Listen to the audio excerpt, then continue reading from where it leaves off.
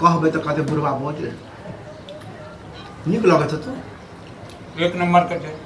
एक नंबर के खाना थे की वाला कुछ नहीं आवे रोज रोज दाल भात चटनी तो चोखा यो खाए वाला चीज है ओ खाए वाला चीज नहीं है। अरे जेकरा वहाँ नहीं में- भेटे छै तक सकरा से पूछा बुझला तोरा भेटे छै ना तो तोरा मोन जे छै अगदहाय छै। नहीं हमरा बड़का बेटा के पुतो के नहीं भेटे रे ओकरा ओतऽ जाय छै त मुर्गा त मीट कहियो खीरे पूरी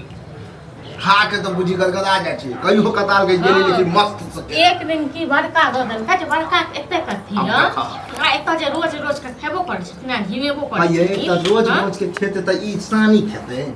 माल जा जका हां त कहियो जे पूछै छै दाइले की भाते पूछै छै ने कहियो एक दिन कुत्ता जकाँ फेंक दै छै त हिम्मत तर देखै हो रे। जाइ छै डायरेक्ट कुत्ता हमरा कहि रहल ठीक है तो कहै छै जेकरा सुनो कमाय चाहे छै छै तकरा न एकटा बात बताब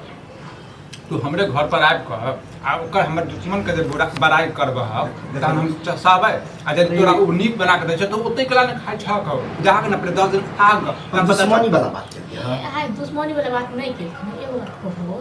जे कते बेटा कमाइ छै जे जहाँ कुछ कमाई है तो कनी नीक निहर लोग खेते नीक मुर्गी भात दाल की खराब छै त जेकरा कमाय पड़ै छै न आ केना आबै छै से जे कमाइ छै से शरीर में अंग नहीं लगत रहैया हां तो केना आम केना किया कमाइत रहै छै खानाई कनी गाय का बढ़िया रहे तब न शरीर फुर्तीला रहे है त आइन के देखू न एगो त बाते छै हये कनिया हम से नहीं कहलिए कि ओकरा त कहियो कताल खाइ छै त बड़ नीक खियावे से बड़का बेटा के ओकरा बड़का बेटा हमेशा वैरायटी बने हालन किया है त वैरायटी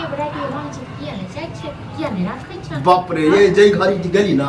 जे हो एगो माल है से हो चुकरते हमर मां इनका द्वार मर नहीं जेते बुझै छी न ठीक है ठीक है के कहया साज हिंसर कुट्टी बुढ़ार आज जे खाए जे छ हम चाचा टाइम से कत से फ्री में न तै पर सो बाप कनिया रो। हमरा में दाइ। सब के देबम दूध चाय टाइप पूरी निर्णय के दै छी ना रे एक बेर जे दै छै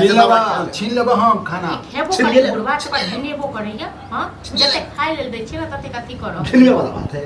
घिनबे के मतलब है कि गांव समाज में जाके कहते कि हमरा बेटा जो है छोटका बेटा तो खाए ला नहीं दैया नहीं निक बनबे तब भेले घिनना देख घर में हमरा सामने में हमर बुराई कर रहल छ तो तू समाज के सामने में कते बुराई कर रहल बेटा छ को हमने तो हाय कथी के बेटा साला में तो साला में कर ले। बेटा को तो जाने ड्रामा करिए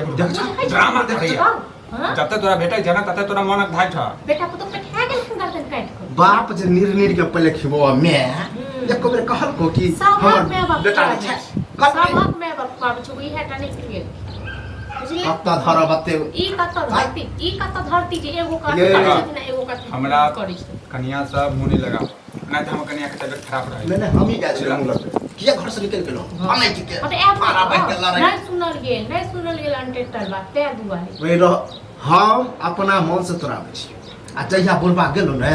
तो बुझी बड़के बेटा लग हमरा नहीं जरूरी है बड़ धरिया देते वह बुझी हमर काम जा बुढ़वा के घर सही से- नहीं हमरा है घर से बुढ़वा के राखे जा हमरा घर से, देख छी हम बुझबे हमर बाप मर गेलो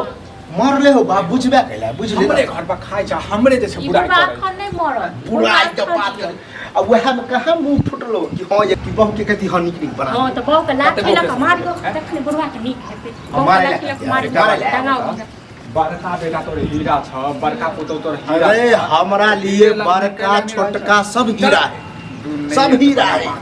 बुढ़वा के पिलुआ फटते जना तू जो झचकाट देखी बड़का शांत सुता कहियो गाड़ी की बात कर हमरा रे आ तोर गाड़ी बात है तो और बैठ के बुढ़वा तर लाबे झाड़ मारे छ तोरा मारे छ हैं है झाड़ू का लूट पे छे मारला कि मारे के छोड़ ले चल जा अखन तन तम जेने से कह देबो देख छी शांत रहू ये बाप के लोग एना कहते चल जा ठीक है रे। क्या मुंह लग सोहरिये घर में एहन हम बेटा के जरूर चटा के मारने रहते तो ठीक है हां तो तोरो माय बाप जे छै ने सोरिये में मार देते ना त आई हमरा ई दसने बोल पता बा ना हां लोग को सुनते तो कहते बाप बेटा में के घिनमा घिना हो हां तो जाओ जाओ थी बड़की लग रही मर गेला तोर छोटका बेटा जाओ बड़की जा मरिए गेला जब एना करे छ त मरिए गेला जेबा के त जा छियो लेकिन भवन से नहीं हो हां तो हिनका बड़की